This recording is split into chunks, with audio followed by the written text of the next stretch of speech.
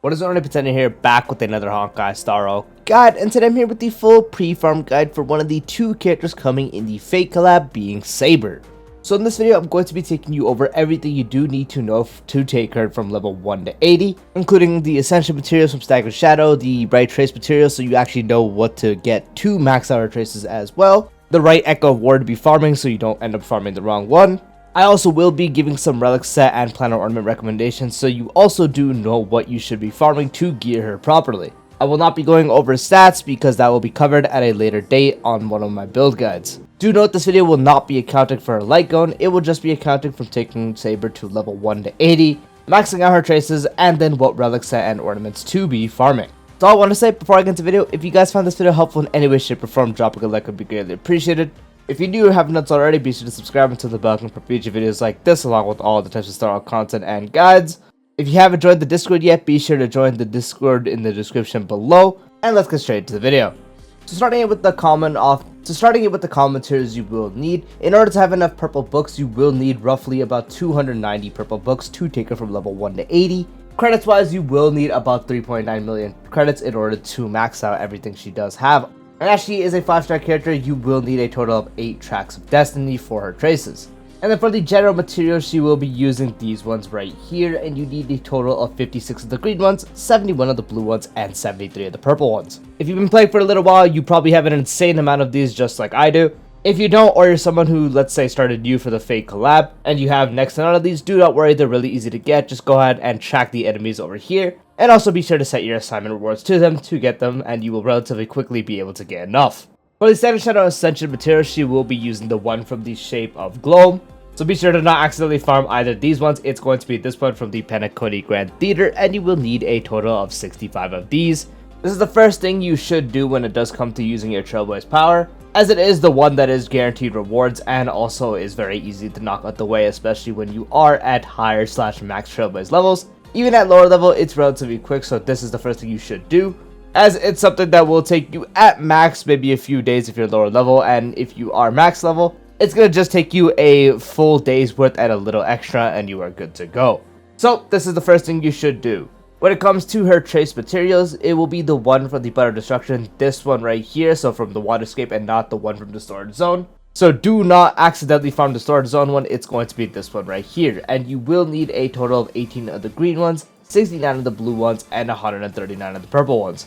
Traces are relatively cringe, and as I am uploading this video, there is actually a double drop event going on right now. So the quicker you get on this while this event is active, it's going to make your farming a lot easier. So I definitely recommend using that if you are mainly farming for her. And even if it's not active by the time you are watching this, I definitely just recommend getting this out straight away, because as the time I'm uploading this, there's still a little bit of time until the Fate collab, so you do have more than enough time even without double drops to get everything. So moment you do finish Staggered Shadow, I'd recommend hopping on this straight away because traces are cringe and they do take quite a minute. So again, start this as soon as possible.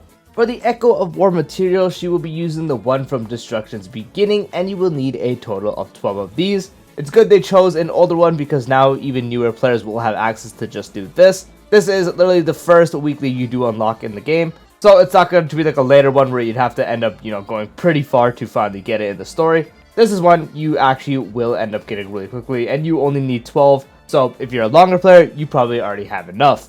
Now when it does come to the relic sets you should be farming, primarily there are 2 relic sets you do want to end up farming. One of them, and her overall best in slot, is going to be the Wave Strider set, with the 2-piece increase in crit damage by 16%, and the 4-piece when the wearer becomes a target of another allied target's ability, gains a stack of help that will stack up to 2 times, and if you do have 2 stacks of help, after you do use your ultimate, you consume all the help stacks to get a 48% increase to attack. Saber is a generic crit DPS that also does scale off attack, so both these stats, the 2-piece giving you free crit damage is going to increase any source of critting you do. And once you do consume all the stacks, you get a 48% increase to attack. That's going to increase every source of damage she does have. So her basic attack if you have to use it, or her enhanced basic attack especially, her skill if you're spamming that, which you mostly will. And then if you are able to get another ultimate within that time, you are able to get that to do more damage as well. And overall is the best in slot you can actually end up farming. The other 4-piece that is almost just as good is going to be Scholar. 2-piece increases crit rate by 8%, and the 4-piece will increase damage dealt by skill and ultimate by 20%. and after using ultimate, additionally increases damage dealt by next skill by 25%.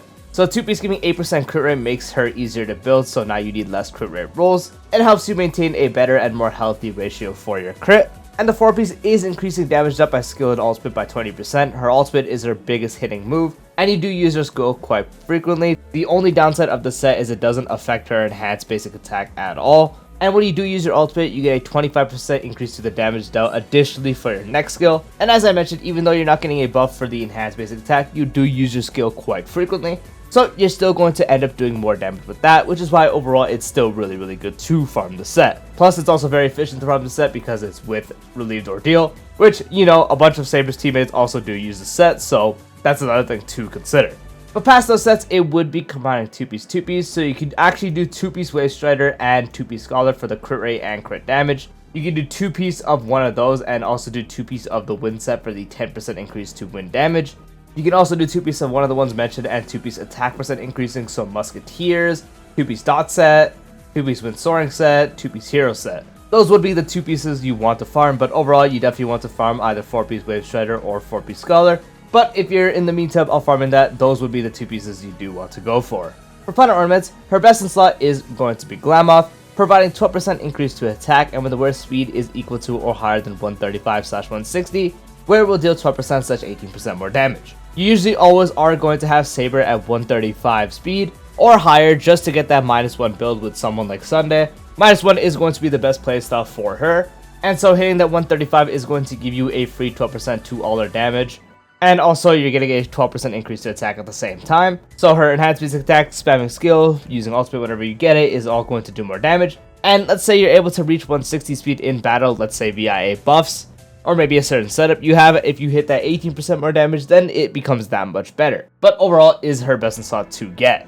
If not that, you actually can use her to Space Healing Station. Providing 12% attack and reaching 120 speed or higher will increase the wearer's attack by an extra 12%, so just giving you up to a 24% increase to attack. Glamoth is still better, but a lot of people may have good Space Healing Stations laying around, so you can use it while you do farm for the next. The reason this is better than other options is mainly because it does affect all her damage, as she does do her biggest damage of ultimate, you spam skill, and you also have an enhanced basic attack that does do good damage. So this set is actually able to buff all of those sources of damage as it's just increasing your attack, which is why overall it's the next best option you can do. And then the next sets would depend on what you want to do. If you want her enhanced basic attack to do more damage, or you want her skill to do more damage, then you would farm Rooted in Arena. This is the one out of the two I recommend more. 8% increase to crit rate, and reaching 70% or higher crit rate will increase damage dealt by basic attack and skill by 20%. So your enhanced basic attack will do more damage, your normal basic attack if you ever have to do it, maybe if you run less skill points, and then anytime you do your skill, both will deal more damage, as you are getting a 20% increase. On the flip side, if you do want her ultimate to do more damage, then you would use Inner Solsado, which has the same 8% increase to crit rate, and when the wearer's crit rate reaches 50% or higher, damage dealt by the wearer's ultimate and follow-up attack increases by 15%. Unfortunately, Saber does not have a follow-up attack, so it's just increasing ultimate by 15%. Reason why I recommend Rooted in Arena over Inner Solsado is just because her ultimate is already going to be her biggest source of damage, so it's better to focus more on her skill and enhanced basic attacks just to have a more, overall spread of damage rather than just hyper-focusing one. Because you're not only using ultimate, that's not her only source of damage. Her skill does pretty good damage, her enhanced basic attack does really good damage, and her ultimate, even without a Planet Ornament buff, is going to be cooking. But if you just want your Planet Ornament to buff her ultimate primarily, then Inner Solsado. If you want a more overall spread, then Rooted in Arena. But again, Glamoth is going to be better than all of them. If not that, Space Healing Station. And then, if you don't have either of those, you would choose between Solsado or Rooted in Arena. And yep, that is the full pre-farm guide for Saber. Once again, if you guys found the video helpful, dropping a like would be greatly appreciated. If you haven't done so already, be sure to subscribe and turn the bell icon for future videos like this, along with all the types of Star Wars content and guides. Remember to join the Discord, and I'll see you later. Peace out.